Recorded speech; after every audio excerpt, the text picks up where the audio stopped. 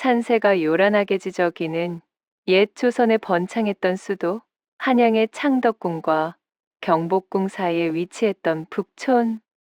한양에서 대대로 부귀를 누리며 살았던 양반들이 모여 중심터전으로 삼고 있었던 이곳은 뒤로는 백악산과 인왕산이 자리하고 있었고 앞으로는 청계천이 내다보여 빼어난 경치를 자랑하고 있었습니다. 그리하여 북촌의 양반들은 경치 좋은 산기슭에 정자를 짓고 문학과 예술을 꽃피우며 풍류를 만끽하곤 하였지요. 이 북촌을 수놓고 있는 기와 집 중 하나에 궁정에서 사역하는 내관의 사가, 다시 말해 환관의 집안이 있었으니 이곳에 시집을 오게 된 기품 넘치는 처자에 대한 이야기입니다. 그녀의 이름은 개월, 유난히도 눈망울이 또렷하여 제 고향 청평에서는 어릴 적부터 사슴을 닮았다는 뜻으로 청록이라는 별명으로 불리곤 하였지요. 개월은 본디 번듯한 양반의 집안 여식으로 태어나 한 점 부족한 것 없이 부유하게 자랐지만 몇 다리를 건너 거쳐간 먼 친척이 반정의 음모에 휩쓸리는 통에 개월의 집안까지 그 불똥이 튀어 가세가 기울게 되자 어쩔 수 없이 한관의 집으로 시집오게 된 기구한 팔자였습니다. 얼씨구, 저기 북촌의 그 많은 양반네들 기와집이 널리고 널렸거늘. 하필이면 내 시집안에 시집을 가다니. 개월아 씨네 집안도 한때는 이세가 대단하였는디 사람 일이라는 것이 참으로 알다가도 모르겠다. 이 말씀입니다요. 5월이 이거사. 그 입 조심 못하겠는 게야. 누가 들었다간 청거신 내 아니는 조상님도 못 지켜준다 이거사. 아 그럼 어쩌겠어.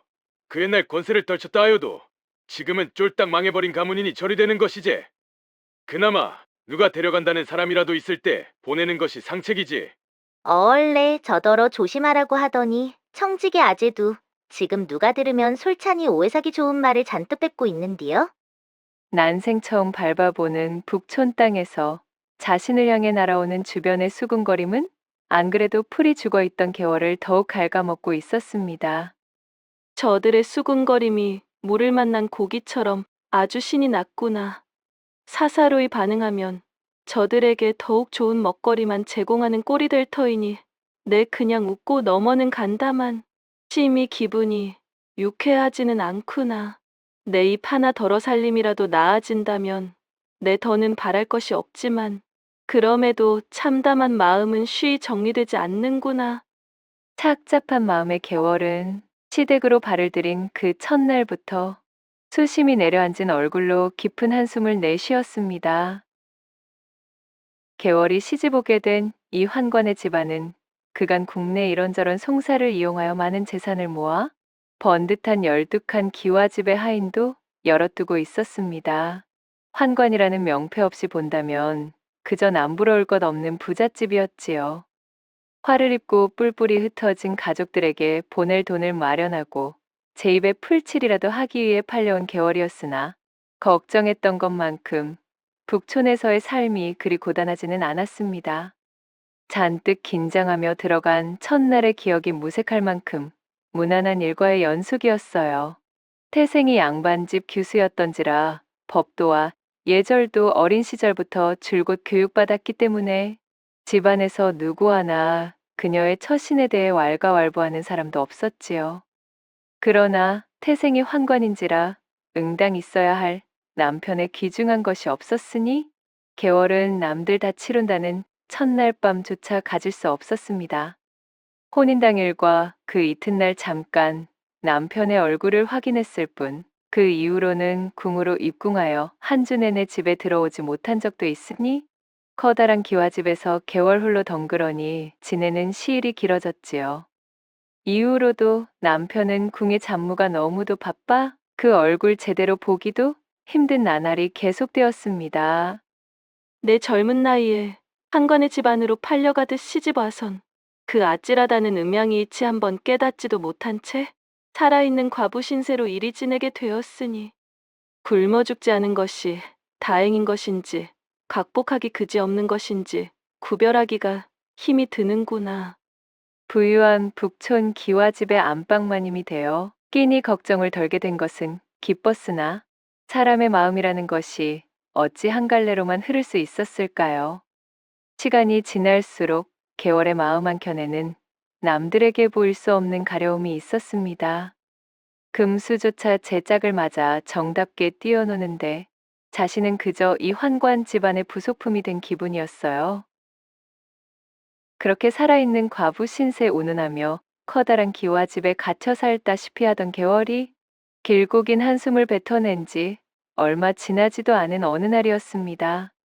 조선을 들쑤시던 풍토병이 궁궐한 승정원 내부까지 침범하여 그 바람에 몹쓸 병이 옮아 병석에 눕게 된 개월의 남편은 그야말로 손쓸 틈도 없이 숨을 거두고 말았지요. 엎친 데 덮친 격으로 대를 이을 자손도 없는 한관의 가문인지라 젊은 나이에 개월이 졸지에 집안의 안주인이 되고 말았습니다. 정신없이 남편의 장례를 치르고 어지러운 집안의 대소사를 정리하며 마음을 다잡기를 몇 해 어느덧 집안도 안정되어 돌이켜 정신을 차리고 보니 아리따운 고운 시절을 다 보내고 개월도 나이 30 가까운 과부가 되어 있었습니다. 참으로 세월이 더덥고 몹시도 빠르구나. 한때는 남편이 그리 되고 이제 어떻게 살아야 하나 싶었는데 벌써 시간이 이리도 지나버렸다니 말이야. 모처럼의 한적한 밤, 뜰로 산책 나온 개월이 정원의 꽃들을 바라보며 중얼거렸습니다. 내 입이 그야말로 방정이지. 그때 살아있는 과분이었더니 그런 푸념만 하지 않았어도 남편에게 그런 화가 닥치지 않았을지도 모르는 일이었거늘. 어쩐지 자신의 방정맞은 입으로 죄를 지은 것 같았던 개월은 눈물을 훔치며 하늘 높이 걸린 달을 올려다보았습니다. 있으나마나였지만 그럼에도 곁을 지키던 남편이 사라지자 그녀의 가슴 속 외로움은 그 덩치를 키워 이제는 주체할 수 없을 정도가 되었습니다. 깊은 밤이 되기만 하면 찾아오는 사무치는 감정은 아직 식지 않은 개월의 심금을 마구 뒤흔들고 있었답니다. 집안 하인들 사이에도 마님의 얼굴에 수심이 깊어짐을 두고 이러다 집안에 줄초상이라도 치르는 것 아니냐며 이런저런 이야기들이 오고 가는 날들만 흐르고 있었지요. 주인마님 처음 뵙겠습니다요. 셋내 거덕이라 하는구먼요. 저작거리에서 소문을 듣고 찾아왔는디 이댁서 일손을 채우느라 머슴을 구하고 계시다 하여 이리 당도했습니다요. 훤칠한 머슴 하나가 개월의 집을 찾은 것은 이듬해의 일이었습니다. 일손이 모자라던 차에 듬직한 머슴 하나가 이를 찾아 개월의 집에 당도하였으니 그 이름이 거덕이라 하였지요. 남편의 장례 이후 집안의 곳간 열쇠를 쥐게 된 개월은 평소에도 제 집 서품을 파는 머슴들의 세경을 아주 넉넉하게 치러준 탓에 고을에서의 평판이 눈에 띄게 좋아졌던 상태였습니다. 새로운 일꾼을 들인다는 공고를 낼 때면 이처럼 많은 지원자들이 그녀의 집 대문을 두드렸고 그들 중 쓸만한 사내를 추려 흔쾌히 머슴으로 받아들였답니다. 그리고 그런 과정을 거쳐 이 거덕이라는 젊고 다부진 머슴이 개월의 앞에 나타나게 되었습니다. 이런저런 일을 시켜본 바 이 거덕이라는 머슴의 일머리가 아주 특출난 것이었지요. 하나를 일컬으면 셋을 해내는 데다 그리 육중치도 않은 몸으로 힘은 어찌나 장사인지 어지간한 머슴 둘셋으로 처리할 일을 거덕이 혼자 해치우니 개월은 여간 든든한 것이 아니었습니다. 게다가 난 놓고 기역자도 모르는 다른 머슴들과는 달리 글을 읽고 쓸 줄 알 뿐 아니라 일을 끝낸 밤에는 꼬깃꼬깃 달아해진 책을 붙들고 글 공부마저 하고 있으니 개월은 이 거덕이 아주 기특하기 그지없어 더욱 정이 가는 것이었지요. 또한 그녀가 밤마다 외로움에 사무쳐 잠이 들지 못하는 날에는 거덕이 어김없이 찾아와 머슴살이를 하기 전 떠돌던 자신의 이야기를 비롯하여 어지간한 재담꾼 못지않게 재미진 이야기들을 들려주며 말벗을 자처했습니다. 그럴 때면 개월의 가슴 깊은 곳에 숨어있던 간지러움이 씻은 듯이 내려갔으니 캐캐 묵은 갈증이 해갈되는 느낌에 그녀는 단꿀 같은 잠에 들 수가 있었지요. 내 거덕이 저자만 보면 가슴이 이리도 요동을 쳐대니 이것이 과연 일머리 좋은 머슴을 아끼는 마음에서 비롯된 것인지 아니면 사내로 생각하려는 발칙한 마음인 건지 그간 무심하던 하늘이 나를 시험하고 있는 게로구나. 그간 자신의 집을 거쳐간 수많은 머슴들과는 다르게 거덕에게 느껴지는 특별한 마음이 커져 주체할 수 없어진 개월은 밤낮으로 깊은 고민에 빠지기 일쑤였습니다. 우리 마님은 참 다 좋은데 이 세상 물정을 모르는 것이 흠이란 말이여? 이 집안 주인이 된 지도 오래인데 야 이것저것 보면 딱하고 감이 잡힐 때도 되지 않았는감? 아직도 이 가끔 보면 시집 오던 시절 그대로 매행한 구석이 있단 말이지. 얼굴은 여전히 반반하니 참말로 어디 가서 빠지지 않는데 말이여. 곳간 뒤쪽 으슥한 곳, 하인들이 모여 한숨 돌리는 쉼터에서 개월 내 머슴 중 한 명이 그녀에 대한 고약한 뒷말을 꺼내놓으며 포문을 열고 있었습니다. 어두운 표정으로 잠자코 듣고 있던 거덕이 순간 발끈하며 핏대를 세우고 대꾸했지요. 아니, 이봐 춘득이. 자네 그리 말하면 아니 되는 법이여. 그동안 머슴질 꽤나 해보면서 우리 마님같이 후한 대접해주는 주인댁 겪어본 적 있던가? 여기 아니면 춘득이 자네처럼 뺀질대면서 일도 시원찮은 머슴 어디 거두어나 죽었느냐 이 말이여? 아니 근데야 이 인간아, 자네가 무슨 이 집 주인대감이라도 된단 말이여? 같은 신세끼리 합심해야지 어디 주인마님 편을 들고 난리인겨. 그러거나 말았거나 거덕은 늘 개월의 입장에서 항시 그녀를 두둔하기 일쑤였지요. 머슴들 사이에서 아주 충견도 저런 충견이 없다는 소리가 나올 정도였습니다. 자신을 세경 놓고 부리는 일꾼 그 이상으로 극진히 대접해주는 개월에게 충심을 넘은 희한한 감정이 싹트고 있었습니다. 풍성한 세경과 삼시세끼, 질 좋은 밥상으로 자신을 돌봐주니 그야말로 거덕에게는 개월이 하늘님이자 천지신명과 진배 없는 존재였습니다. 허나 주인마님과 종살이를 하고 있는 머슴의 신분인 자신과의 거리감을 깊이 깨닫고 있던 거덕은 감히 선을 넘을 생각을 하지 못하는 것이었지요. 그렇게 싱숭생숭한 마음으로 멀찍이서 개월의 뒷모습을 훔쳐보다 젊고 아름다운 과부마님을 두고 자기들끼리 음담패설을 흘리는 머슴들이라도 몇 놈 그의 눈앞에 걸리기라도 하면 번개처럼 날쌘 동작으로 그네들을 엎어매쳐 클바닥에 나뒹굴게 만든 거덕이 흡사 지옥에서 올라온 야차와도 같은 무서운 얼굴로 소리쳤습니다. 아무리 천추리기로 서니 배운 데 없이 주인마님을 함부로 입에 올리면 이 거덕이가 가만두지 않을 것이구먼. 어디 자신 있는 놈들은 그 뚫린 입 신나게 나불거려를 보시라고. 내 아주 마님댁 마당 한가운데다가 거꾸로 말뚝 박듯이 박아 넣어 버릴 테니깐 말이여. 이렇듯 거덕은 듬직하게 자신의 감정을 추스리며 그저 개월의 뒤를 묵묵히 지켜주고 있었지요. 그러던 어느 날 동짓달이 걸린 밤하늘 아래에서 결국 사달이 나고 말았습니다. 거덕이 부엌에서 밤참으로 약과와 대추차를 싸들고 개월의 방문 앞에 살포시 내려두고 발걸음을 돌리는데 그녀의 방 안에서 평소와 같은 인기척 대신 조금 다른 느낌의 이상한 신음이 들려왔습니다. 으, 원래? 마님, 저 거덕입니다요. 안에 무슨 일 있습니까요? 낌새가 이상함을 눈치챈 거덕이 놀라 물었으나 방 안에서는 아무런 대답이 없었습니다.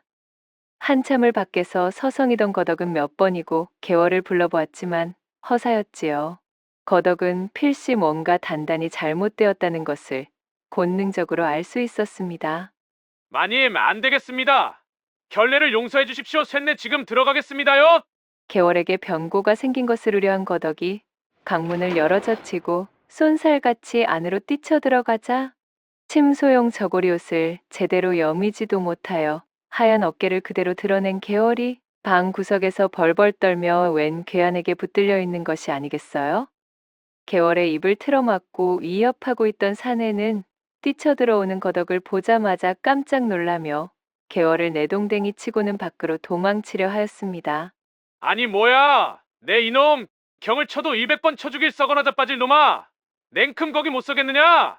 거덕은 그 길로 목침을 집어던져 솜씨 좋게 괴한의 뒤통수를 가격했고 날벼락을 맞은 괴한은 그 자리에서 혀를 빼물고 기절하고 말았지요. 거덕의 날랜 동작을 지켜보던 개월이 비로소 안도의 한숨을 뱉었습니다. 그녀의 온몸이 두려움에 질려 벌벌 떨리고 있었지요. 고개를 돌려 그 모습을 발견한 거덕은 다시금 지옥의 야차 얼굴이 되어 시뻘겋게 달아오른 낯빛으로 괴한을 향해 고함을 질렀습니다. 네 놈이 뭐하는 놈인지 전후사정은 모르겠다만 일단 메타작부터 흠씬 맛보다 놓으면 내 무슨 일인지는 차차 알게 될 것 같구나. 감히 우리 만인에게 손을 대. 어디 내 손에 요절나봐라 이놈. 머리끝까지 화가 뻗친 거덕의 치두곤에 괴한은 말 그대로 쥐포처럼 뻗어버렸습니다. 일사천리로 포도청에 연통을 넣어 집으로 당도한 포졸들에게 괴한을 넘기고 보니 괴한은 평소에도 보이지 않는 곳에서 개월의 험담을 해대며 호시탐탐 그녀를 노리던 불량스러운 머슴 중 한 명이었어요. 마님 많이 놀라셨지요? 괜찮으십니까요? 이제 안심하셔도 되는구먼요. 어휴, 정말 고맙구나. 거덕이 내가 아니었으면 졸지에 이대로 무슨 꼴을 당하였을지.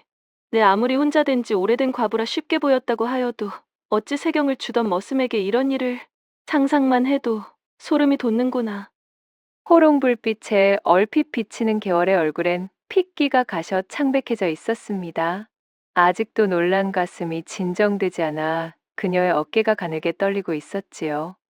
어이쿠, 마님 저기 그것이 거덕은 그제야 개월이 난리통의 옷을 채 갈아입지도 못한 채 떨고 있는 것을 발견하였습니다. 시선을 거두려 해도 첫눈처럼 뽀얗게 반짝이는 그녀의 어깨는 거부하기 힘든 유혹을 뿌리고 있었습니다. 난리법석이 끝난 이후 개월의 안방, 언제나 자신의 곤경에 용맹한 범처럼 한달음으로 달려와주는 거덕이 이번에도 자신을 위험에서 구해내자 이제 개월이 거덕에게 가진 호감은 그 감정을 키울 대로 키워 연정이라 불러도 손색 없을 만큼이 되어 있었지요. 괴한을 혼내주느라 풀어헤쳐진 옷구름 사이로 번듯하게 비춰지는 튼실한 가슴팍을 보니 머슴 앞에서 허연 어깨를 드러내놓고 있다는 사실조차 잊을 정도로 개월의 심장이 쿵쾅거리기 시작했습니다. 저기 마님 그럼 쇳내 그만 일어나 보겠구먼요. 혼절할 뻔하려는 개월을 겨우 안방까지 부축하여 금치미로 누인 거덕이 그제야 정신을 가다듬고 막 몸을 일으켜 나가려는데 뒤에서 개월이 그의 손목을 덥석 잡고 나지기 말했습니다. 저기, 거덕아, 잠시만 나가지 말고 그대로 있거라. 어이구, 마님 어찌 그러십니까? 아래 것들 보면 한바탕 난리가 납니다요. 마음이 진정되셨으면 이제 쇳내는 그만 나가는 것이 좋겠구만요. 내 오늘의 부끄럽고 염치 없음은 이 어둠 속에 덮어두고 다시는 들추지 않으마. 그간 너희 덕을 많이도 봐왔다만 오늘 밤은 반드시 내 덕을 좀 보아야겠다. 이 나이 되도록 음양이 합일이라는 것조차 모르고 살아온 내 형편이 스스로 딱히 더는 견딜 수가 없구나. 오늘 같은 일이 벌어지는 이유도 주변에서 그런 나를 업신 여기기 때문일 테지. 이대로는 한이 쌓여 내 죽어도 시신조차 썩지 않을 것이니라. 그리고는 여미고 있던 손을 스스로 내리며 호롱불을 후 불어 끄고는 그대로 거덕을 이끌어 침소 위로 당겼습니다. 이렇게 되면 마님 쇳내도 더 이상 참지 못하겠습니다요. 그리하여 혈기왕성한 거덕이 그 두툼한 손으로 개월을 끌어안았고 그날 밤 북촌에서는 드디어 처음으로 음양의 합의를 체험한 개월의 풍악이 온누리에 울려 퍼지게 되었습니다. 그날 이후로 느지막이 음양의 조화로움에 눈을 뜨게 된 개월. 얼굴에는 봄꽃 같은 혈색이 돌고 매사에 웃음이 넘쳐 여유로움과 자비로움이 묻어나니 주변에서도 그런 그녀의 눈에 띄는 변화에 다들 비결을 궁금해하기 시작했지요. 비로소 춘심과 연심이 뒤섞인 사랑에 빠져든 개월은 하인의 눈을 피할 수 있는 곳, 주변의 시선을 피할 수 있는 때라면 지체하지 않고 거덕을 호출하였습니다. 내 필시 천벌을 받게 될지도 모르겠구나. 정녕 이래서는 아니 되거늘. 거덕을 물리고 나서는 언제나 찾아오는 불안함과 자신에 대한 자괴감으로 자책하며 한숨을 토했지만 그것도 그때 잠시뿐이었습니다. 게다가 마음 한편으로는 거덕을 세차게 물리지도 못하여 밤이 찾아오면 속절없이 안방의 문을 슬며시 열어두고는 야음을 타고 주변의 눈을 피해 살금살금 방 안으로 들어오는 거덕의 발기를 모르는 척 내치지 못하였지요. 그렇게 둘만의 비밀이 차곡차곡 쌓이는 오묘한 시간이 흐르고 흘렀습니다. 꽃 피고 새 울고 햇살과 바람이 어우러지고 그러다 낙엽과 함께 어느덧 눈발이 펄펄 휘날리는 한겨울이 당도하였지요. 누군가 북촌의 대궐, 개월의 집 대문을 두드리는 소리가 들렸고 문이 열리자 눈매가 날카로운 낯선 선비 하나가 보따리를 들고 과부 개월의 앞에 나타난 것이었습니다. 개월에게 공손히 인사를 올린 젊은 선비는 다짜고짜 울먹이는 목소리로 읍소하기 시작했어요. 이 북촌 땅에 도의를 중시하고 어려운 자를 내치지 않는 의로운 여주인이 있다는 소문을 익히 들어왔습니다. 듣던 대로 굉장한 미인이시군요. 어허, 이거 제 소개가 늦었습니다. 소인으로 말씀드리자면 남촌자락 너머에 기거하는 민기테라 하옵니다. 염치불구 이리 찾아오게 된 연유를 조금 말씀드리자면 실은 아버님이 덜컥 옥에 갇히신 뒤 그만 집안이 풍비박산나고 말았지요. 연로하신 아버님께서 들어도 본 적 없는 죄목을 덮어쓰고 아무런 이유도 모른 채 관가로 끌려가신 지가 벌써 한 달이 넘었습니다. 이 추운 엄동설 안에 옥살이 중이신 아버님 생각에 자신을 민기태라 밝힌 선비는 설움에 복받쳐 말을 잇지 못하고 닭똥 같은 눈물을 보이며 어깨를 들썩였습니다. 그의 사연이 못내 안타까웠던 개월이 민기태를 위로하며 도닥이자 그는 하던 말을 이어갔습니다. 어느 날 이방이 찾아와 600냥만 내면 아버님을 풀어주겠다는 전원을 던지고 갔습니다. 허나 기울어진 집안 형편에 그만한 거금을 마련할 길이 없었지요. 그리고 잠시 하던 말을 멈춘 민기태는 지참한 보따리를 개월의 앞에서 풀어보였습니다. 풀린 보따리 안에서는 휘황찬란한 금구슬이 금빛 자태를 드러냈어요. 저희 22대 선주께서 고려의 문부랑으로부터 하사받은 이 금보옥들로 말씀을 드리자면 저희 집안 대대로 내려오는 가보지요. 가문의 자랑으로 고이 간직해온 것입니다. 참으로 송구한 일입니다만 이 보물을 담보로 600냥을 차용해 주신다면 첫 달 금음까지 이자 100냥을 더해 반드시 갚겠습니다. 개월은 진실된 눈으로 흡수하는 민기태의 딱한 처지를 듣고는 지난날 자신의 집안이 아주 사소한 오해에서 비롯되어 풍비박산을 맞이하고 주저앉은 과거가 떠올랐습니다. 그 덕에 환관의 집안까지 흘러든 기구한 자신의 옛 기억이 바늘처럼 그녀를 찔렀습니다.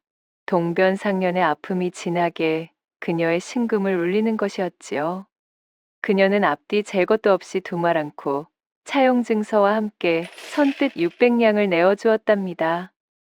목표한 금액을 대출받은 민기태는 개월에게 넙죽 절하고는 600냥이 든 돈주머니를 받아들고 눈발이 날리는 대문을 넘어 사라졌습니다. 다음 날 개월이 담보로 받아든 금보옥들을 조심히 어루만지면서 그 위용에 감탄하고 있던 때였습니다. 새벽부터 머슴들의 곳간 재고 정리를 지휘하고 있던 거덕이가 개월에게 문안 인사를 올리려다 말고 그녀의 손에 들려있는 금보옥들을 발견하고 말했습니다. 마님, 손에 든 그것은 웬 것이옵니까요? 오, 그래. 거덕이 들었구나. 이것이 실은 말이란다. 거덕을 발견하고 반가운 목소리로 맞이한 개월은 효자 선비 민기태와 있었던 일들을 빠짐없이 이야기해 주었어요. 헌데 그녀의 말을 들은 거덕이 의심스러운 눈초리로 금보옥들을 훑더니 이내 난색이 되어 입을 여는 것이었지요. 저기 마님, 쇳내가 잠시 살펴봐도 될깝쇼. 개월에게 금보옥들을 받아든 거덕은 도끼 눈을 하고 살펴보기 시작했습니다. 그리고는 한숨을 내쉬며 말했습니다. 마님, 쇳내의 지식줄이 얄팍하긴 하나 고려의 왕조에 그러한 왕명은 없었습죠. 게다가 이것이 그리 값진 물건이고 어차피 600냥을 차용할 작정이었다면 그냥 이 보물들을 600냥 대신 이방에게 바로 넘겼으면 되는 일을 어찌 귀찮게 엽전으로 바꿔갔겠습니까요. 또한 이 금보옥들은 순금의 것이 아니라 납덩어리 위에 도금을 입힌 것이구먼요. 이 짝을 한번 보셔야 쓰겠구먼요.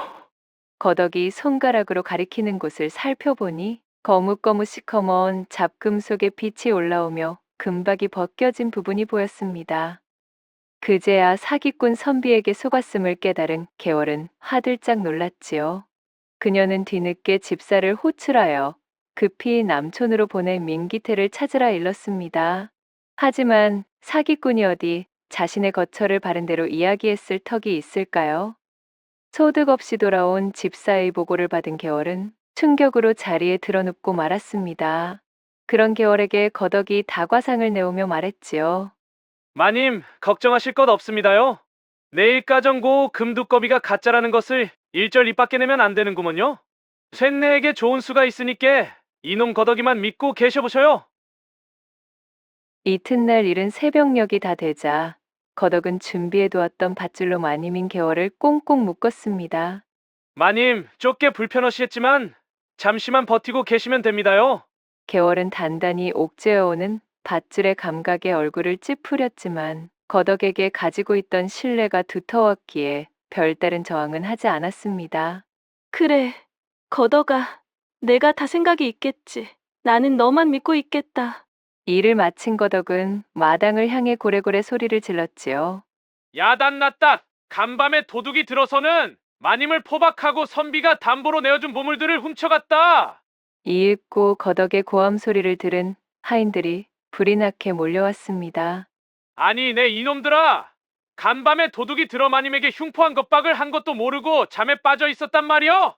거덕이 일부러 크게 소동을 벌여 동네방네 들으라는 듯 떠벌렸고 그리하여 북촌의 부자 과부댁이 담보로 잡아두었던 금보옥들을 도둑 맞았다는 소문은 멀리 바람을 타고 나아가 꼬리에 꼬리를 물고 천리만리로 퍼져나가게 되었습니다.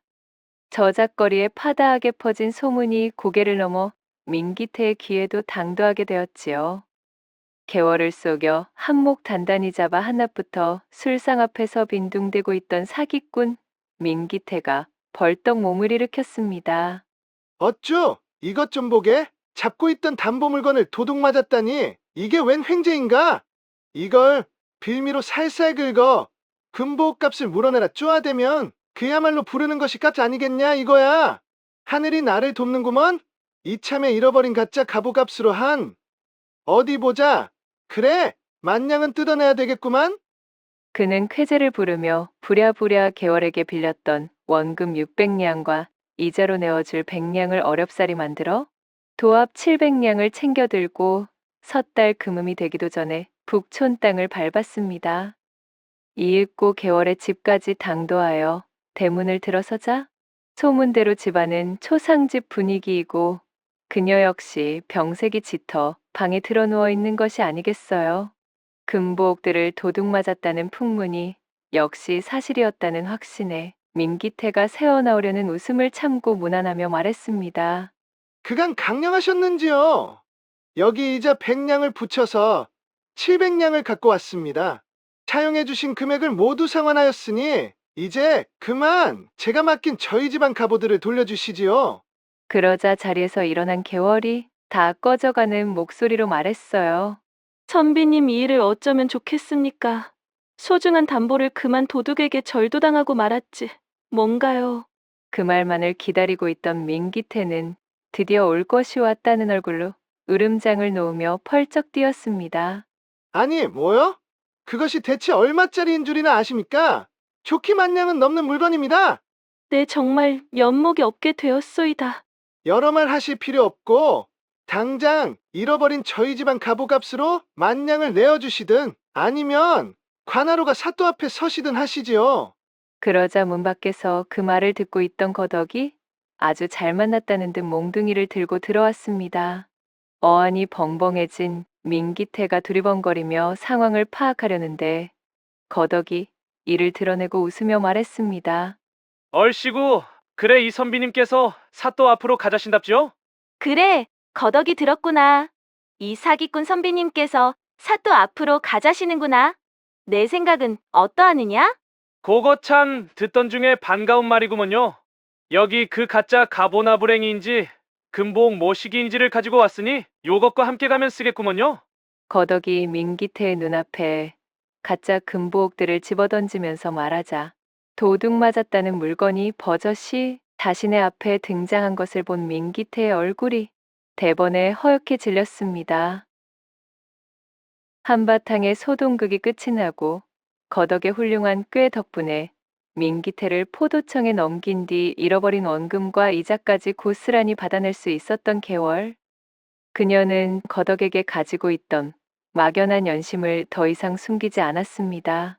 하인들의 눈을 피하거나 주변 사람의 눈을 피하지 않게 된 것이지요. 현명하게 대처하여 큰 금액의 손실을 초래할 수도 있었던 일까지 이렇듯 번듯하게 처리해 주었으니 개월의 입장에서는 이토록 건실한 남자를 더 이상 외면할 이유가 없었던 것입니다. 그 길로 개월은 살림을 합쳐 거덕에게 안방을 내어주게 되었고 성대하게 혼례까지 올리게 되었지요. 머슴과의 재가를 두고 고을 사람들이 수근거리기도 하였지만 두 사람에게 그런 사소한 잡음 따위는 전혀 문제되지 않았습니다. 자신들이 펼쳐갈 인생은 오로지 자신들의 것이었기에 그 누구도 대신 살아주지 않는 자신의 인생에 대해 왈가왈부 떠들어대는 주변인의 고나리는 귀담아 들을 필요가 없다고 느낀 것이지요. 이후로 거덕은 개월의 남편이 되어 그녀를 지극정성으로 보살피며 제 인생에서 맞이한 보물처럼 아껴주었습니다. 개월 역시도 거덕을 서방님으로 맞이하여 전에 없던 안정감을 느끼며 이제서야 비로소 제 삶의 행복을 되찾은 기분이었어요. 두 사람은 국촌의 명물이 되어 금슬좋기로 제일 가는 부부로 평생토록 연을 다하였다는 후문이 옵니다. 두 번째 이야기 시작합니다. 옛날 조선 중기 어느 고을에 과부 박씨가 살고 있었습니다.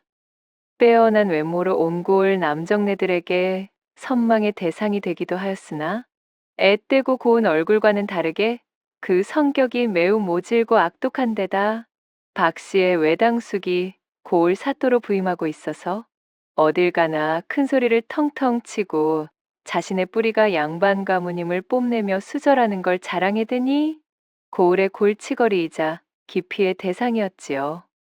감히 어느 안전이라고 일이 방만한 것인가? 사소한 일에도 트집을 잡아 윽박을 질러대니 고을 사람들의 골치가 이만저만 아픈 것이 아니었습니다. 어이구, 지독하다, 지독해. 귀신은 뭐하나? 저런 여자를 잡아가지 않고 말이야. 내 죽기 전에 저 여자 집안이 폭삭 망하는 꼴은 보고 죽어야 할 텐데 말이야. 고을 사람들의 수근거림에도 박 씨는 눈 하나 깜짝하지 않았습니다. 오히려 못난 자들이 자신을 시기하여 그러는 것이라 여겨 더욱 표독스럽게 그들을 대할 뿐이었죠. 생전 남편이 남긴 문전옥답 시녀맞이기를 물려받아 박 씨의 곡간은 언제나 탐스러운 곡식이 그득했지만 곡간에서 인심 나오는 법이 없어 박 씨 집머 숨치고 눈물을 흩뿌리지 않고 나간 사람이 없을 지경이었습니다. 박 씨의 고약한 신보를 몇 가지 나열해 보자면 가뭄으로 작황이 나쁜 것을 머슴 탓으로 돌려 세경을 깎고 머슴의 몸이 좋지 않아 일을 못한 날을 적어 놓았다가 또 세경에서 제하고 쭉정이 나락을 세경으로 주며 자신의 논밭에서 고생하며 일해온 머슴들을 농락하기 일쑤였죠. 머슴은 노비와는 달리 계약으로 품을 채워주는 계약직의 일꾼이었으나 이 박 씨의 서슬퍼런 엄포는 머슴들을 마치 제 하인이라도 부리는 듯 제멋대로 굴며 하대하곤 하였습니다. 정도라는 것을 모를 지경으로 그 폐악이 지나쳤으니 악덕원님보다도 더한 독종이라는 소리가 새어나올 지경이었지요. 아이고, 대체 이것이 무엇입니까요? 이건 정말 너무합니다요. 마님, 이것으로 어찌 올 겨울을 나겠습니까? 제발 사정을 좀 봐주십시오. 이대로는 굶어 죽기 십상입니다요. 내가 배가 불러 그런 소리가 나오는구나. 싫다면 이마저도 내어주지 않겠으니 썩 꺼지거라. 내가 관아에 끌려가 사또 앞에서 곤장 맛을 봐도 그런 소리가 나오는지 보자꾸나. 아니 마님, 정당이란 품삯도 이 후려치시면 저희는 어떻게 살으란 말입니까요? 억울합니다요. 내 놈이 정녕 매운맛을 봐야 정신을 차리겠다는 말이구나. 당장 내 눈앞에서 사라지지 않으면 아주 경을 칠 테니 그렇게 알아라. 머슴이 억울함을 담아 사연을 호소하기라도 하면 사또인 외당숙을 핑계 삼아 볼기짝에 곤장을 치게 할 것이라고 겁박을 주니 박 씨의 악행에도 머슴들은 한마디도 할 수 없어 침을 뱉고는 도망쳐 버렸습니다. 들어온 머슴들이 박 씨의 고약함을 견디지 못하고 사흘이 멀다 하여 도망쳤지만 박 씨는 콧방귀를 끼며 일할 사람은 지천에 널렸으니 아무런 걱정이 없다고 여겼죠. 흥, 못난 것들. 내 놈들 아니면 어디 일할 사람이 없는 줄 아느냐? 배골른 덕에 부릴 놈들이 이 고을에 지천으로 널려 있음을 모르다니 참으로 발칙하기만 하구나. 맵디 매운 꽃샘 추위도 이보다 더 가혹할 수 있을까 싶을 정도로 차갑기 그지없던 박 씨의 신보는 나날이 그 위세가 심해져만 갔습니다. 외당숙 사또를 등에 업고 있었기에 그 누구도 박 씨에게 고초를 당했음에도 박 씨를 건드릴 수가 없었지요. 어느 날 그런 박 씨 집에 총각 머슴이 한 명 들어왔습니다. 그래, 자네 이름은 무엇인고? 박 씨의 물음에도 이 머슴은 묵묵부답이었습니다. 어찌하여 대답이 없는 겐가? 내 말이 들리지 않는 게야? 말을 할 줄 모르는 것이냐? 이어진 박 씨의 물음에도 이 머슴은 무뚝뚝한 얼굴로 아무런 대답이 없었습니다. 답답해진 박 씨는 이 머슴을 쫓아내려다 문득 머슴의 용모가 눈에 들어왔습니다. 단단한 어깨가 떡 벌어지고 야생적인 수컷의 느낌이 물씬한 이 머슴은 복식이나 행색도 세간의 시선을 전혀 신경 쓰지 않는 듯 그 용모가 제멋대로였고 거칠기가 이루말할 수 없었지만 어쩐지 박 씨의 마음을 움직이는 묘한 매력이 있었답니다. 결국 박 씨는 이 머슴을 종으로 들이기로 결심하고 그 후로 여러 일을 시켰습니다. 얼마간의 시간이 지나자 박 씨의 마음을 다시 사로잡은 것이 있었으니 그것은 바로 이 머슴의 일하는 태도였습니다. 말 한마디 입 밖으로 꺼내지 않고 묵묵히 박 씨의 지령을 수행하는 성실함이 바로 그것이었답니다. 머슴은 황소처럼 일하면서도 불평 한마디가 없었던 데다 해가 바뀌어도 세경 이야기는 한마디도 입 밖에 내지 않았습니다. 그저 묵묵히 자신의 일을 처리할 뿐 박 씨의 신경을 거스르는 법이 없었죠. 무뚝뚝하고 표정 없는 얼굴이 내심 마음에 걸렸으나 이미 이 머슴이 마음에 들어버린 박 씨에게는 오히려 남자다움으로 느껴졌습니다. 게다가 품삯도 제때 쳐주지 않는데도 도망칠 생각조차 하지 않았으니 아주 싼 값에 부릴 수 있는 실한 머슴이라 이게 웬 떡이냐 싶었지요. 실로 오래간만에 들어온 물건 중에 물건이로구나. 내 이놈을 단단히 빼먹어 곡간을 더욱 풍성하게 불리고야 말리라. 결국 박 씨는 다른 머슴들을 모두 쫓아내고 이 총각 머슴 하나만을 두고 부리기에 이르렀습니다. 그럼에도 혼자 너끈히 그 모든 일들을 처리해내는 것이 대견하기까지에 끼니마다 풍성하고 배불리 먹이곤 했지요. 그렇게 시간은 하염없이 흐르고 소나기가 쏟아지는 어느 날 오후 산에 나무를 하러 간 머슴이 점심나절 집으로 들어왔습니다. 머슴이 말없이 비가 내리는 하늘을 가리키자 그래, 소나기가 오고 있으니 오늘은 이만 쉬도록 하여라. 하고 박 씨가 손짓을 하고는 돌아서려는데 박 씨의 시선이 비에 젖어 삼배 바지가 착 달라붙은 머슴의 하초에 꽂히고 말아버렸지 뭐예요. 튼실한 근육이 불끈대는 머슴의 음명은 자신의 집을 거쳐간 숱한 머슴들과는 그 수준부터가 달랐지요. 박 씨는 우물가에서 멱을 감는 머슴 녀석을 보며 가슴을 움켜쥐고 말았습니다. 내 자랑스럽게 수절한 세월이 얼마인데 저 청것의 육신을 보고 이리도 가슴이 요동을 치다니. 생전 처음 느껴보는 야릇한 감정에 박 씨는 몸둘 바를 몰랐습니다. 멱을 감은 머슴은 기세 좋게 점심상을 처리하고는 고단했는지 텐마루에서 8팔자로 뻗어 낮잠을 자기 시작했습니다. 낮잠에 빠진 머슴의 존재감은 더욱 웅장해져 마치 천막과도 같은 형상이 되었지요. 그 모습을 본 박 씨는 문득 집에는 박 씨와 이 머슴뿐이라는 사실이 떠올랐습니다. 이 일을 어쩌면 좋단 말인가. 도무지 주체할 수가 없으니 그런 생각이 미치자 박 씨는 점점 후끈 몸이 달아오르는 것을 멈출 수가 없었답니다.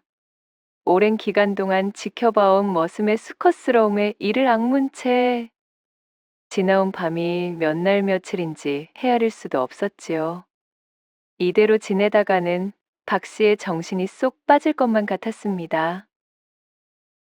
결국 장맛비가 추적추적 내리는 그날 밤, 박 씨는 주변의 눈을 피해 조심스럽게 호치마만 걸친 채 까치발로 몰래 머슴방으로 들어갔습니다.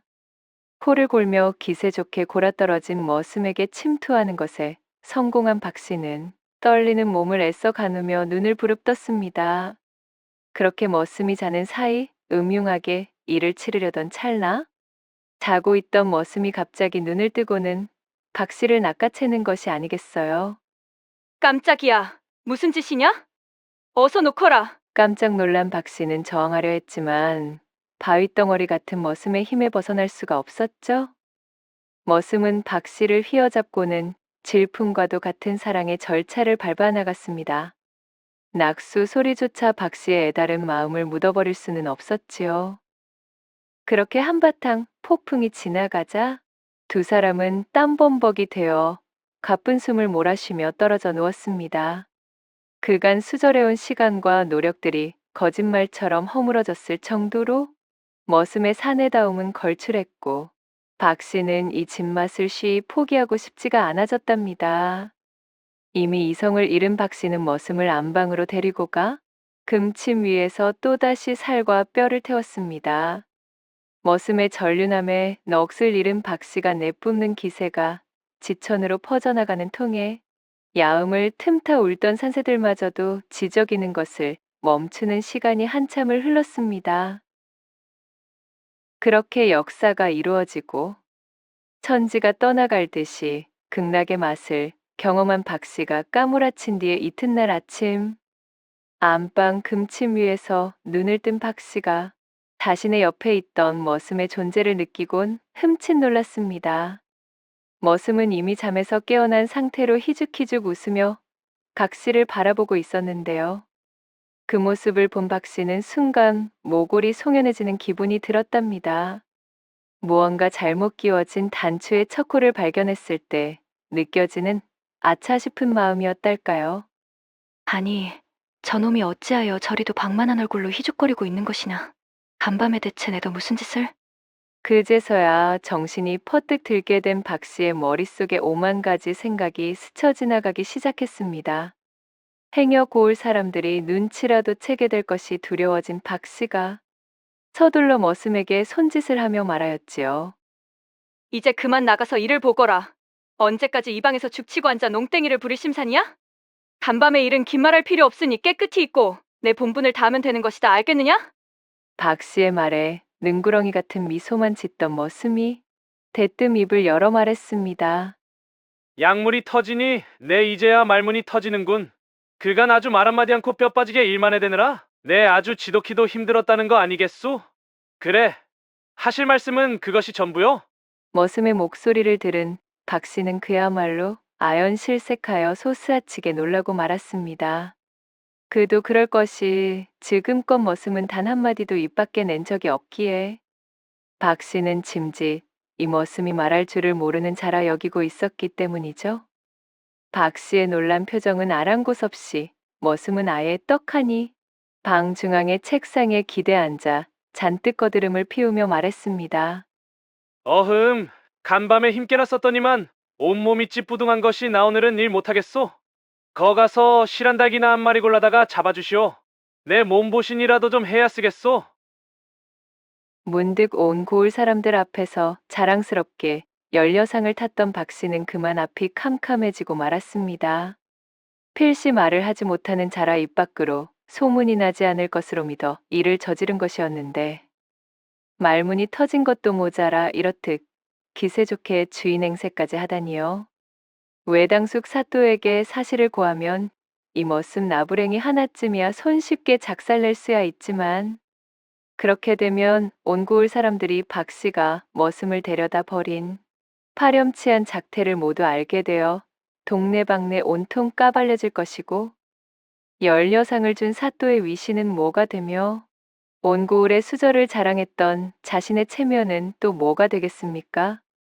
박 씨의 머릿속에서 고을 사람들이 자신에게 쏟는 비난의 화살이 망령처럼 떠다니기 시작했습니다. 이런 상황을 결코 현실로 만들 수는 없는 노릇이었지요. 절대로 있을 수 없는 일이었습니다. 박 씨는 머슴의 태도에 끓어오르는 분과 찰나의 욕정을 이겨내지 못해 가벼이 움직인 자신에 대한 분을 함께 삭히며 말했습니다. 알았네. 알았어. 닭 잡아 올릴 테니 조금 기다리시게. 말이 나오지 않을 만큼 뻔뻔하고 능글맞은 머슴의 태도에 주눅이 들어버린 박 씨는 울먹임 가득한 목소리를 낼 수밖엔 없었지요. 그렇게 박 씨가 어쩔 수 없이 차려온 달백숙을 먹고 난 총각 머슴. 저기 말일세. 여보게. 백숙도 먹었으니 이제 그만 나가서 일을 보시게. 오늘도 해야 되는 일들이 산더미처럼 쌓여 있는데 이러면 쓰는가? 박 씨가 사정하듯 타일렀지만 머슴은 능글맞은 표정으로 미동도 하지 않았습니다. 어허, 나는 그런 건 모르겠고 거속이나 차리게 냉수나 한 사발 떠오시오. 뱃속에 느끼한 기름이 들어가니 이거 영 할 맛이 나질 않는구만. 아니 뭐가 어쩌고 어째? 보자 보자 하니 이놈이 점점? 어째 표정이 영 깨림칙한 것이 마음에 내키지 않는 모양인데 뭐 아쉬울 것 없소. 지금 당장 사또께 달려가 내 수절하던 과부와 벌였던 일을 아주 소상히 동네방네 밝힐 터이니 말이오. 저기 여보게 아닐세. 아니야. 내가 잘못했으니 노여움을 푸시게. 마른 하늘에 날벼락도 이런 날벼락이 있을까요? 뭔가 일이 단단히 잘못되어 가고 있음을 느낀 박 씨였지만 후회해도 때는 이미 늦고 말았죠? 이미 다른 머슴들마저 모두 쫓아내버린 터라 박 씨는 그야말로 머슴의 말에 순종할 수밖엔 없었습니다. 논밭이며 곡간이며 장작이며 기타 자빌이며 온 천지가 머슴이 도맡아 하던 일이라 당장 일손이 급했던 것은 박 씨였으니까요. 게다가 그간 머슴이 너무나 살뜰히 온 집안일들을 처리해 주었기 때문에 박 씨는 편리함과 게으름에 젖어 간의 살림이 어떻게 돌아가는지 그 흐름도 놓쳐버려 이 머슴의 손을 빌리지 않으면 안 될 상황이었습니다. 박 씨는 어쩔 수 없이 이 머슴의 생자를 고스란히 들어줄 수밖에 없게 되었지요. 내 너희 청대로 하겠으니 마음을 돌리고 우리 대화를 잘 해보게나. 그날 이후로 머슴은 아예 안방을 제 집처럼 드나들었고 한번 책을 잡혀버렸던 박 씨는 이 머슴의 요구를 들어줄 수밖엔 없었지요. 명색이 양반 가문이라고 떵떵거렸던 자신에게 머슴을 방에 들인 요망한 여인이라는 꼬리표가 달리는 것은 죽기보다도 싫었으니 말입니다. 머슴은 박 씨의 곳간을 열어 그간 박 씨에게 핍박받고 품삯도 제대로 받지 못하고 쫓겨났던 일꾼들을 모두 불러 모아 그들에게 곡식이며 고기며 풍족하게 나눠주었습니다. 그러면서 말했지요. 마님은 이제 새 사람이 되기로 작심하신 차이니 자네들은 그리들 알게나. 곳간에서 곡식을 받아든 일꾼들은 기쁨의 눈물을 흘렸습니다. 머슴은 박 씨에게 그 광경을 고스란히 지켜보게 하였지요. 문득 자신에게 고맙다며 연신절을 하는 일꾼들을 보고 있으니 박 씨의 마음 한켠에서 말할 수 없는 감정이 생겨나기 시작했습니다. 내 그간 혼자 된 몸으로 스스로를 지키려.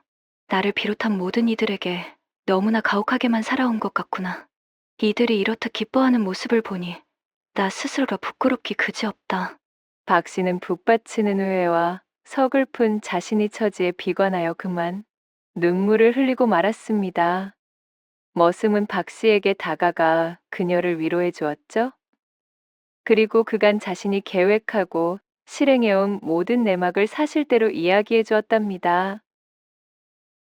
그는 박 씨의 고약한 심보를 고쳐주기 위해 일부러 그녀의 집으로 머슴살이를 들어온 것이었지요. 고을 전체에 박 씨의 악행에 대한 소문이 꼬리를 물고 퍼져 있으니 옆고을서 그것을 귀담아두고 있던 머슴이 호기롭게 나서 자신이 박씨를 개과천선시켜 보이겠다 자원하고 나섰던 것이었습니다. 그리고 머슴의 전략적인 접근에 박씨는 쥐덫에 걸린 쥐처럼 꼼짝없이 당하고 말았던 것이지요. 그대가 내 눈을 깨워주었으니 이제서야 내가 정신을 차릴 수가 있게 되었소. 그간의 행실이 부끄러워 견딜 수가 없소이다. 박씨는 그 이후로 머슴과 함께 지내면서 어려운 소작농들에게 풍성한 세경을 베풀면서 은덕을 쌓고 지내게 되었습니다. 고을에서는 변심하여 새 사람이 된 박씨에 대한 칭찬이 자자하여 그녀는 진정으로 칭송받는 고을의 유명인사가 될 수 있었다는 후문이 옵니다. 마지막 세 번째 이야기 시작합니다. 지금의 단양이 있는 조선의 어느 한 고을에서 일어난 일입니다.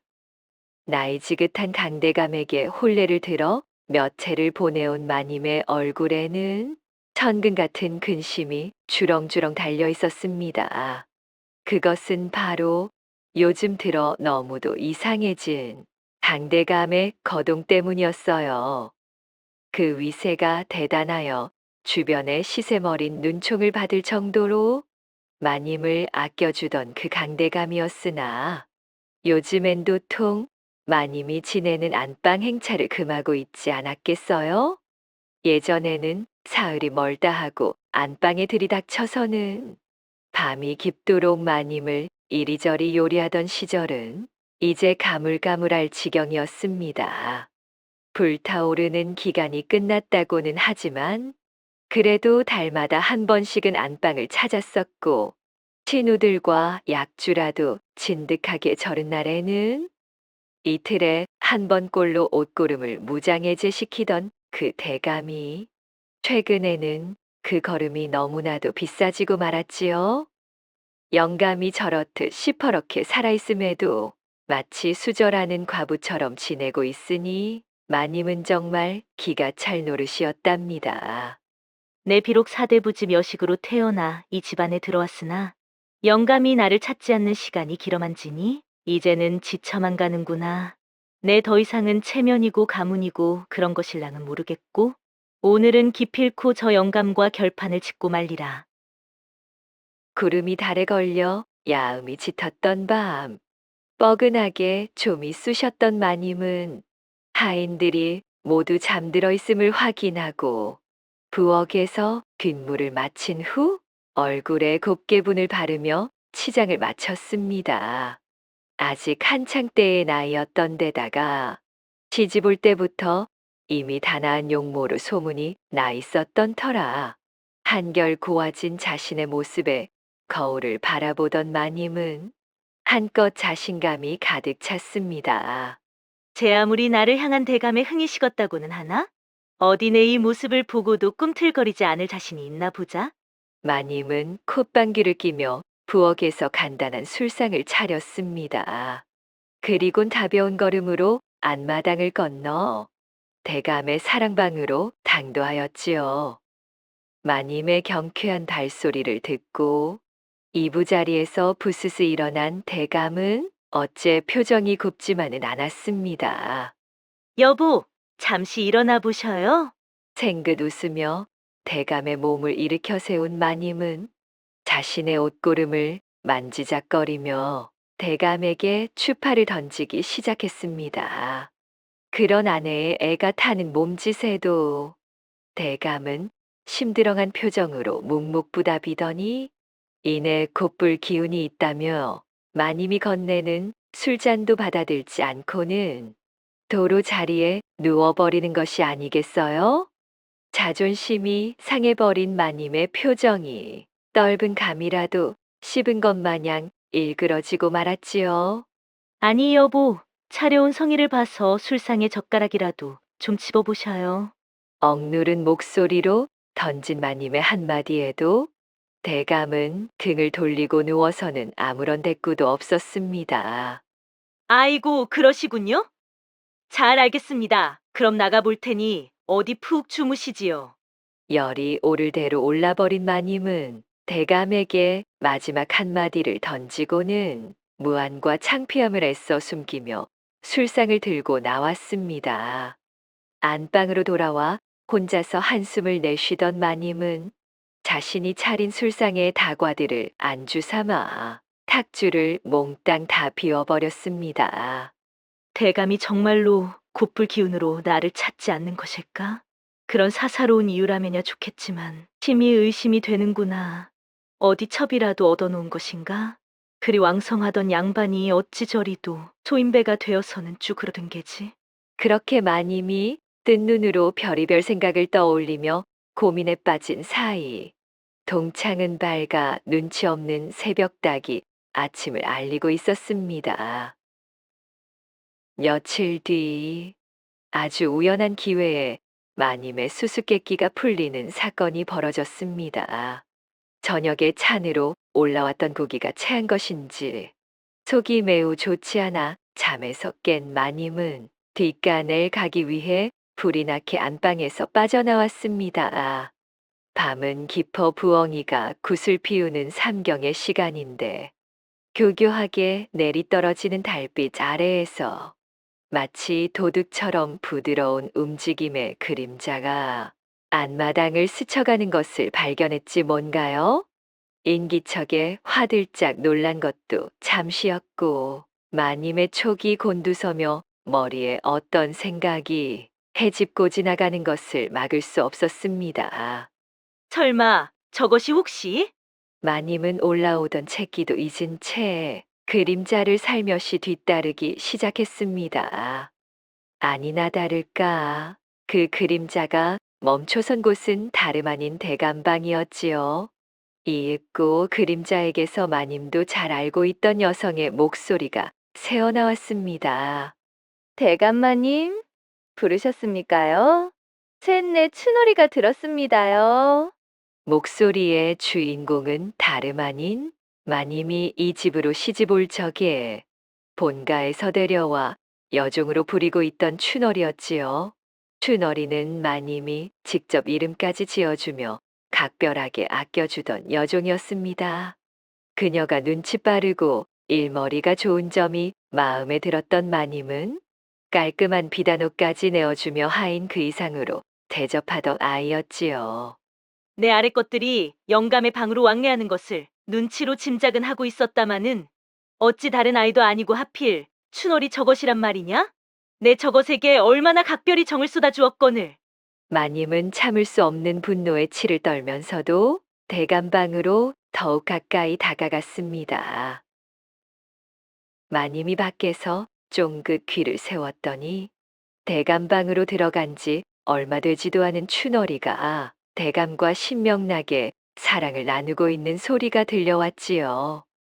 맙소사, 세상에 믿을 사람 하나 없다더니 춘월이 저 맹랑한 것이 나 모르게 대감방에 드나들었다. 이 말이렸다? 내 이것을 어떻게 요절내야 속이 풀린다? 어쩐지 요즘 들어 춘월이의 둔부에 두툼이 육덕이 오르고 그 눈웃음에도 새끼가 바짝 올라서는 하인들이 춘월이만 지나가면 모두들 마른 침을 꿀꺽꿀꺽 삼키며 쳐다보는 것이 든든한 뒷배에 붙어먹어 음기를 바짝 풍겨대던 덕분이었음을 깨달은 마님이 이제야 모든 것이 이해된다는 듯 지난 날을 회상해 보았지요. 요 근래 아주 기세가 긍등하여서는 마님이 지시하는 일을 듣는 듯 마는 듯 건성으로 처리하던 모습들이 불현듯 떠올랐습니다. 그 당시에는 미처 눈치채지 못했지만 막상 이유를 알게 되니 아주 괘씸함이 물밀듯이 밀려오는 마님이었답니다. 게다가 마님은 방 너머로 들려오는 대감의 팔팔함에 더욱 마음을 다치고 말았습니다. 일전에 술상을 차려들고 대감의 방에 들어갔을 때 비실거리며 곧불 핑계를 대던 그 대감과 같은 사람인 것이 맞나 싶을 정도로 방 안의 열기와 기세가 아주 말도 하지 못했으니까요. 마님은 지금 당장이라도 방 안으로 쫓아 들어가서는 손에 집히는 것은 죄다 집어던지며 사다를 내고 싶었습니다. 그러나 부르르 떨리는 주먹을 쥐는 것도 잠시, 점잖은 양반 체면에 그야말로 새파란 하녀와 투기로 싸울 수도 없었습니다. 그간 지켜온 위엄의 세월이 얼마인데 이 야심한 시각에 집안의 하인들에게 추태를 보일 수야 없는 노릇이었으니까요. 부글부글 속만 끓이고 있던 마님은 일단은 발걸음을 돌려 자신의 방 안으로 들어왔습니다.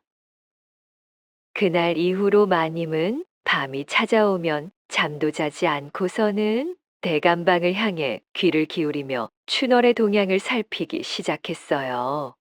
허나 요망하게도 마님이 촉을 바짝 세우는 날에는 춘월이 역시 제 방에서 꼼짝도 하지 않았지요.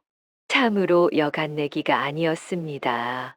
그렇게 현장을 잡아내지 못해 발만 동동 구르던 어느 날, 대감이 참나무가 잔뜩 우거진 고갯길을 넘나드는 지인의 잔칫집에 다녀왔지요. 오밤중에 돌아온 대감은 긴 여정에 지친 기색이었지요. 여보, 다녀오셨어요? 무척 피곤하시지요? 금방 들어가 다리라도 주물러 드리겠어요. 대감은 마당으로 자신을 마중 나온 마님에게 대뜸 이렇게 말하는 것이었습니다. 그렇소이다, 부인. 꽤 고단한 여정이었소이다. 그러니까 임자가 들어올 필요는 없이 춘월이나 좀 내 방으로 보내주시오. 아니, 뭐요? 그 말을 들은 마님은 신보가 뒤틀리고 말았지만 그렇다고 때를 쓰며 춘월이를 들여보내지 않을 수는 없었습니다. 마님이 벌개진 얼굴로 제 집 하인들에게 춘월이를 불러오라 이르자 곧이어 마님의 앞에 당도한 춘월의 표정이 아주 기가 찰 노릇이었답니다. 춘월이는 이제 더 이상 자신의 몸종이었던 모습을 찾아볼 수 없었습니다. 아나무인의 태도가 오만방자하기 짝이 없었지요. 하늘 위로 고개를 떳떳이 쳐들고서는 큼지막한 발걸음으로 마치 마님에게 보란 듯이 대감방으로 기세 좋게 들어가 쾅하고 문을 닫는 것이 아니겠어요? 그 방자한 태도에 화가 머리끝까지 뻗어버린 마님이 까치발을 하고서는 대감의 방문에다 귀를 대고 소리를 엿들으려 하는 찰나였습니다. 닫혔던 문이 세차게 열리면서 춘월이가 고개를 쑥 내밀고는 소리쳤습니다. 구질구질하게 밖에서 그러지 마시고 안에 들어와서 지키고 계시지 그러셔요? 뭐가 어쩌고 어째? 얼굴이 벌겋게 달아오른 마님이 춘월이를 잡아채 그 자리에서 족치려는 순간 대감의 방에서 헛기침 소리가 들려왔습니다. 그 소리를 들은 마님은 결국 제분도 채 풀지 못하고 본인의 방으로 돌아와 애꿎은 냉수만 들이킬 수밖에 없었습니다. 이제는 아내인 자신을 두고 한눈을 파는 대감보다도 춘월이 맹랑한 것이 보여주는 작금의 행태에 더 화가 치밀어 오르고 있었지요. 내 춘월이 저 불효시 같은 망할 것을 어떻게 다스린다? 아주 속에서 천불이 끓다 못해서 복장이 터질 노릇이구나. 감히 저것이 어찌 안방마님인 내게. 그날 밤 마님은 이를 부득부득 앓며 솟아오르는 화에 잠을 이룰 수가 없었습니다. 춘월이 이 아둔한 거사. 네가 이젠 옳게 하는 일이 없구나? 밥이 어찌 이리 질게 된 것이냐? 반찬에 간은 또 어떻단 말이야? 이게 반찬인지 소금절임인지 내 분간이 가지를 않는구나. 그날 이후로 춘월을 향한 마님의 맹공이 시작됐습니다. 춘월이의 행동거지 하나하나에 시비를 걸어 사사건건 딴지를 놓아대곤 하였지요. 너는 도대체 제대로 하는 게 없는 아이구나? 당돌한 표정으로 마님의 투정을 한 귀로 흘려보내던 춘월이 표독스럽게 뱀눈을 뜨고는 반격해왔습니다. 아이고, 그러십니까요? 대관절제가 마님보다 못하는 것이 뭐가 있다고 이 소란을 떨고 계신지요. 대감 어른도 그러셨는 걸 말입니다. 이 말에 놀란 마님이 춘월에게 물었습니다. 뭐야? 대감이 뭐라 이르셨다고? 마님의 당황한 표정을 본 춘월이 더욱 신이 나 방자한 입놀림을 멈추지 않고 쏘아 올렸습니다. 대감어른께선 바느질을 하는 모양새도 제가 더 낫고 음식채 올리는 솜씨 또한 제가 훨씬 낫다고 하지 뭡니까요? 어디 그뿐인 줄 아셔요? 대감어른께서 말씀하시길 이불 속 요분질도 제 쪽이 훨씬 더 빼어나다 하셨습니다요. 동구 밖에 우두커니 서 있는 나무 정승도 마님보다는 유연할 것이라고도 하셨지요. 마님은 뒷골이 땡겨 눈앞이 어지러울 지경이었습니다. 그것이 사실이든 아니든 자신이 몸종으로 부리고 있던 맹랑한 하녀가 촉새처럼 내지르는 말이 마님의 가슴을 후비고 있었습니다. 눈앞이 핑핑 도느라 입만 벙긋거리며 제대로 반격하지 못한 마님에게 춘월이 희죽희죽 웃으며 소리쳤습니다. 막세드 밤마다 어찌나 제 칭찬을 하던지요. 대감마님만 맛보시기에는 아까울 지경이라고 입에 침이 마르도록 칭찬하던걸요. 뭐라? 누구? 방금 막세라고 하였느냐? 춘월의 마지막 말을 놓치지 않았던 마님의 눈에선 번개처럼 생기가 감돌았지요. 아항, 그랬었단 말이구나. 춘월이 네가 대감어른과 보낸 밤들처럼 막세와도 그렇게 진탕 몸을 섞어댔다는 말이었다. 대감어른 밤시중을 들면서 뒷구멍으로는 막세랑 역전의 빌미를 잡았다고 생각한 마님의 칼날 같은 물음에 어쩐 일인지 춘월이는 심드렁한 표정으로 일관할 뿐이었습니다. 이에 빈정이 상한 마님이 그녀를 몰아세우며 말했지요. 내 당장 대감어른께 이 사실을 구하여 어디 그 이후로도 대감이 너를 예뻐하시는지 두고 보자꾸나. 막세랑도 붙어먹은 하녀를 이 집에 계속 놔두실지 말이야.